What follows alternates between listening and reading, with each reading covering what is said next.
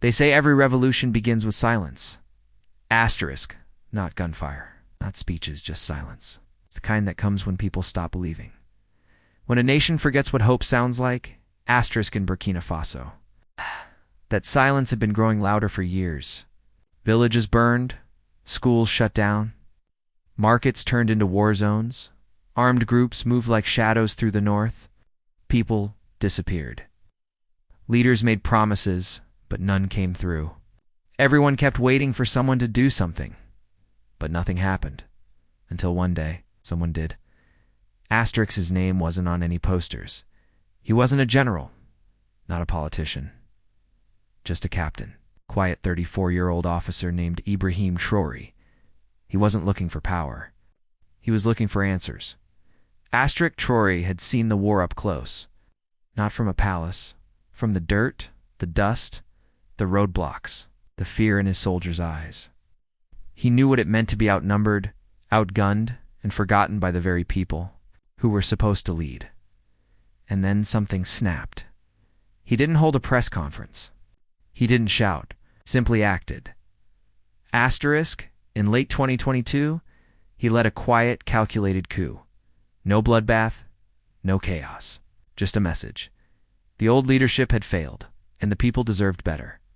Asterisk at first. The world barely blinked. Asterisk another coup in Africa, they said. Asterisk, but on the streets of Ouagadougou, something changed. People cheered. They held up his photo. Not because he was famous, but because finally someone had said what they'd all been thinking. Enough. Enough of leaders hiding behind foreign flags. Enough of pretending things would fix themselves. Enough of fear.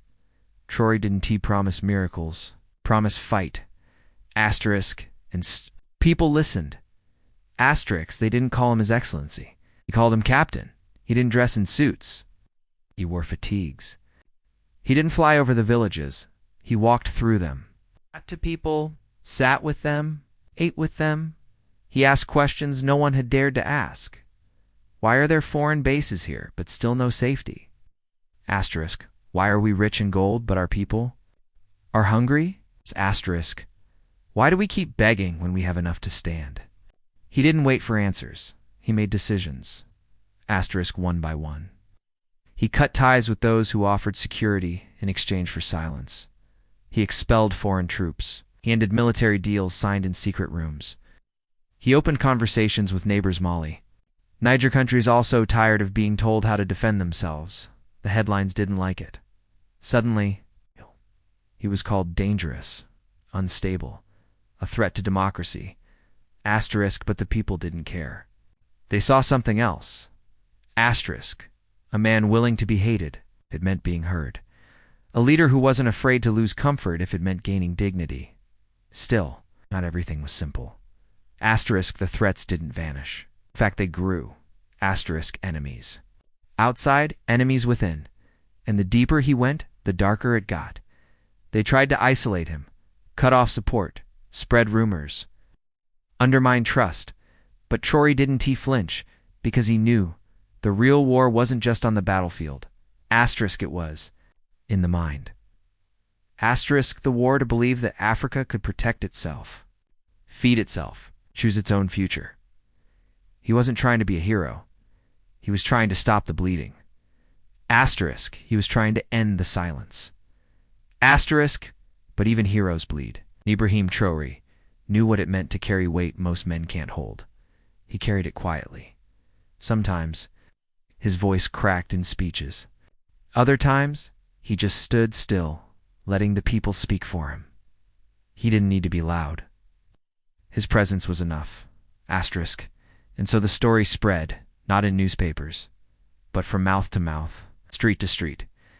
Asterisk, from Bamako to Kinshasa, kids knew.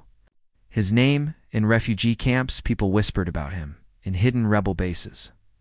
They studied his moves, but Traoré didn't care about the spotlight. He cared about one thing, his people. Asterisk, he began reforming the military, arming local defense groups.